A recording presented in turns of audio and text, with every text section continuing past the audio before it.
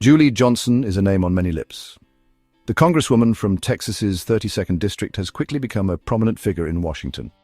Since assuming office in January 2025, she has garnered attention for her sharp intellect and policy acumen. Her journey to the halls of Congress is a testament to her dedication and commitment to public service. But recent events have placed her in the center of a national debate. On May 14, 2025, Johnson filed a disclosure detailing a significant sell-off of stocks. This move, while legal, has ignited controversy. It has raised questions about the intersection of personal finances and public service. Johnson now finds herself navigating the complex waters of congressional ethics. This video will delve into the life and career of Congresswoman Julie Johnson. We will examine the context surrounding her recent stock sell-off and analyze its potential implications. Join us as we explore this developing story and its significance in the broader debate about congressional stock trading.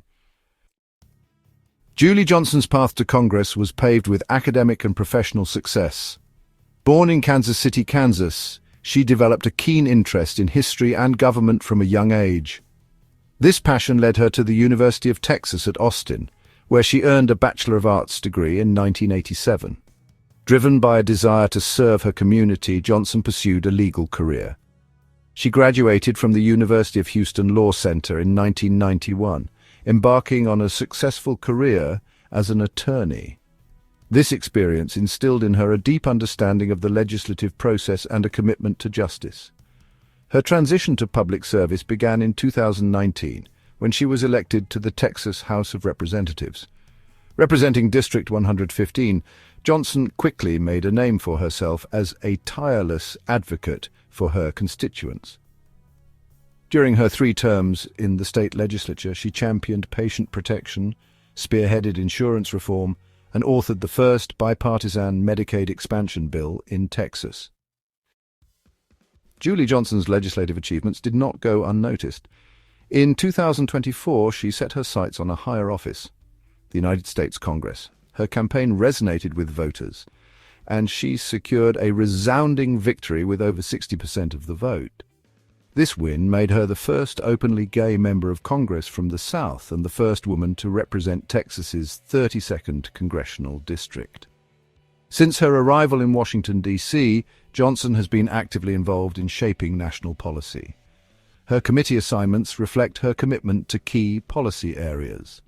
She serves on the U.S. Committee on House Administration, where she focuses on election security and integrity as a member of the Elections Subcommittee. Her expertise in security matters is further utilized on the Committee on Homeland Security. As vice-ranking member, she plays a crucial role in overseeing border security and emergency management. Her subcommittee assignments, border security and enforcement, and emergency management and technology, allow her to delve deeper into these critical issues. The political landscape in Washington is often characterized by its volatility, and recent events involving Congresswoman Julie Johnson are no exception.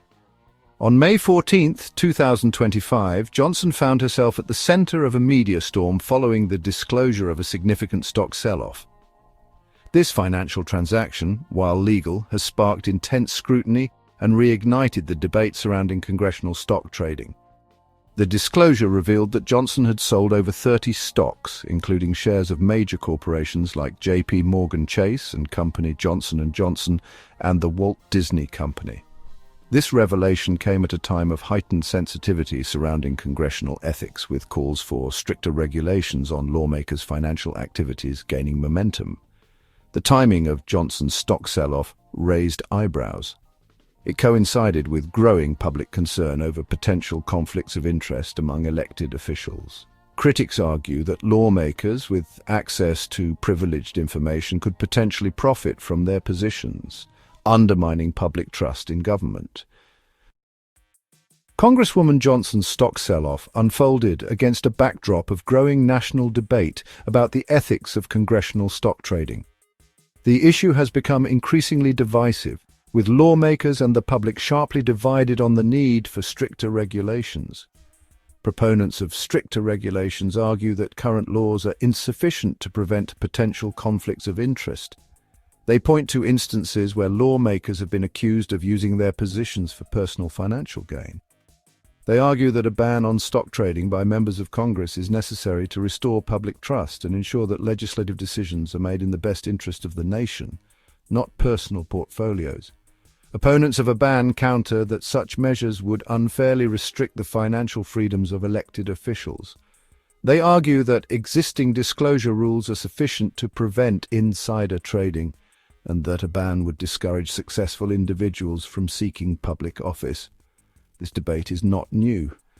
It has simmered for years, fueled by high-profile scandals and a growing sense of public distrust in government.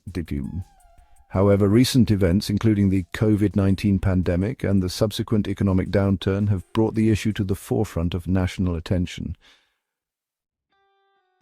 Congresswoman Johnson's stock sell-off has been subjected to intense scrutiny, with experts and commentators offering a range of interpretations.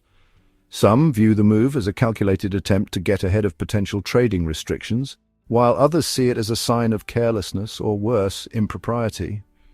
One line of analysis focuses on the timing of the sell-off. It came just weeks after House Speaker Mike Johnson voiced support for a ban on congressional stock trading. This has led some to speculate that Congresswoman Johnson, aware of the shifting political winds, decided to divest herself of certain holdings to avoid future scrutiny. Another point of focus is the nature of the stocks sold.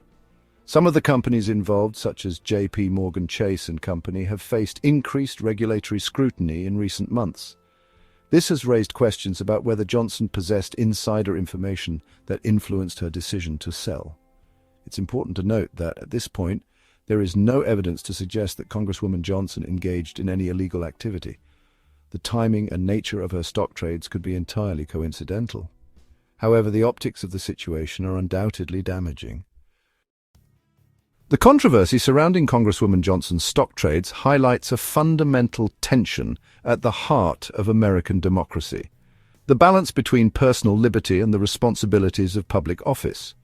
On the one hand, elected officials are private citizens entitled to the same rights and freedoms as any other American.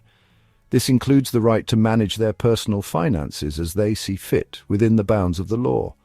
On the other hand, holding public office comes with inherent ethical obligations. Lawmakers are entrusted with immense power and influence, which they are expected to wield in the best interest of their constituents and the nation as a whole. This includes avoiding even the appearance of impropriety.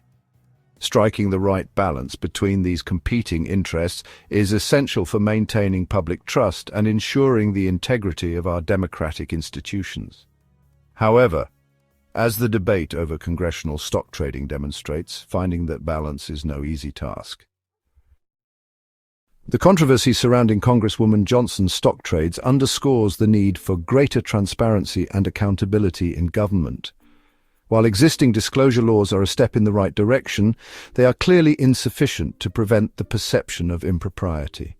One proposed solution is to strengthen existing disclosure rules by requiring lawmakers to report their trades in real time or within a shorter time frame.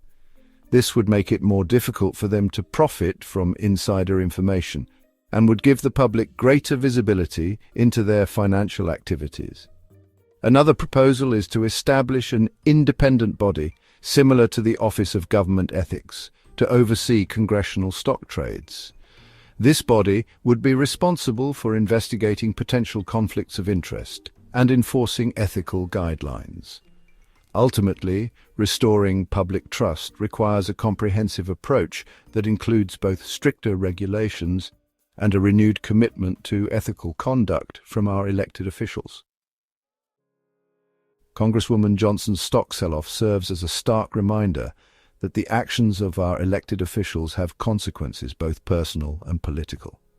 It is a defining moment that will shape the future of congressional conduct and the public's perception of government. The outcome of this controversy remains to be seen. Will Congresswoman Johnson be able to weather the storm and rebuild public trust? Will it lead to meaningful reforms that strengthen ethical standards for lawmakers? Only time will tell. One thing is certain: the debate over congressional stock trading is far from over. It is a conversation that we, as a nation, must continue to have if we are to ensure that our government truly represents the will of the people and serves the common good. Thank you so much for watching. If you enjoyed the video, please hit the like button and subscribe to the channel to stay up to date on all things numerical and mathematical. Thanks again, and until next time. Stay calculating, my friends.